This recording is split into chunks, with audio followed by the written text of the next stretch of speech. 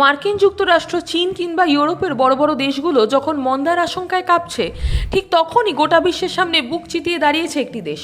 হ্যাঁ, আমরা আমাদের ভারতের কথাই বলছি। আন্তর্জাতিক মুদ্রা তহবিল বা IMF তাদের সর্বশেষ ওয়ার্ল্ড ইকোনমিক আউটলুকে শিলমোহর দিয়ে জানিয়ে দিল, এই মুহূর্তে গোটা পৃথিবীর বুকে সবচেয়ে দ্রুত গতিতে এগিয়ে চলা প্রধান অর্থনীতি হলো ভারত।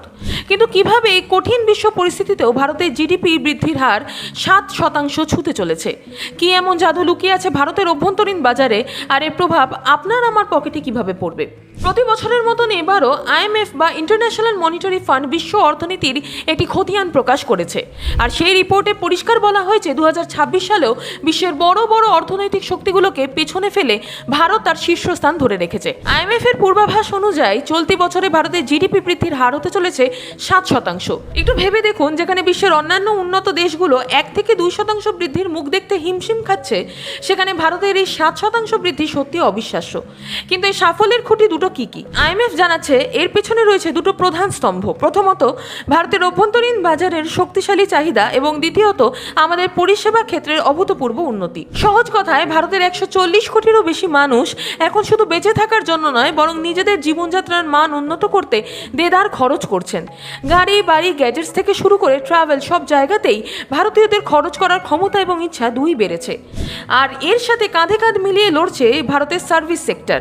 ভারতের IT industry, fintech, startup culture এবং ডিজিটাল পরিকাঠামো এখন বিশ্বের দরবারে রোল মডেল। আমরা এখন শুধু অন্য দেশের তৈরি জিনিস ব্যবহার করি না, বরং পরিষেবা রপ্তানি বা সার্ভিস এক্সপোর্টেও আমরা বিশ্বসেরা। এই দুয়ের যুগলবন্দিতে ভারতের অর্থনীতির চাকা আজ বুলেট ট্রেনের গতিতে ছুটছে। ভারতের এই অর্থনৈতিক শক্তির প্রভাব কিন্তু শুধু দেশের ভেতরে সীমাবদ্ধ নেই, আন্তর্জাতিক মঞ্চেও এর প্রতিফলন স্পষ্ট। ঠিক এই সময় প্রধানমন্ত্রী নরেন্দ্র মোদী তার 3 দেশীয় সফরের দ্বিতীয় পর্বে অস্ট্রেলিয়ার মেলবোর্নে রয়েছেন।